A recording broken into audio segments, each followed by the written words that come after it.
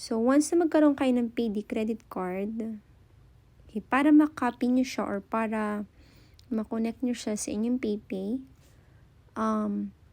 all you need to do is copy your credit card information. So, pag kinilik itong PD Kados Katimiru, lalabas dito yung name nyo, yung number ng card nyo, security code, and then yung visa validation nito kung hanggang kailan. Okay? Once you copy that, go to the PayPay application. Okay? And then, once you're on the home page sa PayPay nyo, nakikita nyo itong code na to, itong barcode pay. Click nyo yan. Then, click this PayPay balance. And then, may option dyan to add payment method. So, marami pa siya ditong mga selection. So, you just need to click add credit card. Okay, click that. You can actually place the card within the frame para ma-scan yung card nyo. Or you can enter the credit card number manually.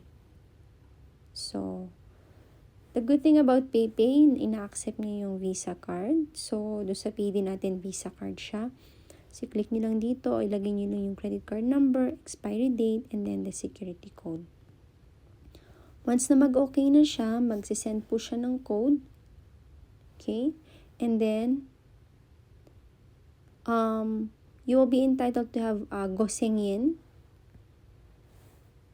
dito na magagamit niyo yung credit card niyo sa PayPay. And then, para ma-maximize nyo siya, kailangan verified po siya. Like on my end, verified siya, kaya ganito yung amount na lumabas. So, para ma-verified siya, magsisend siya sa inyo ng code again. You just need to verify it kung talagang yun yung number. And then, makikita nyo dito kapag verified na siya. On my end, na-verified siya, kaya na-maximize yung pwede kong paggamit sa credit card ko. But then again, be careful po, kasi dito sa PayPay ko, makikita nyo, ito yung amount na pwede kong ma-maximize na magamit. But then, if you're gonna go back to my PD, okay, ang aking limit lang po is hanggang Jugomang. And then, I already used Juyong Mangguray. So, dapat, importante, kahit na nakakonect nyo siya sa PayPay nyo, always check your PD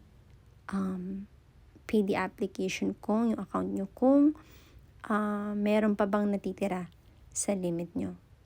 Kasi, hindi ko alam kung magkano yung penalty nito or kung may penalty, kung anong mangyayari if you already exceeded your limit. Okay? So, anyway, guys, that's it for today's video. I'll see you in my next video. Thank you and have a good one.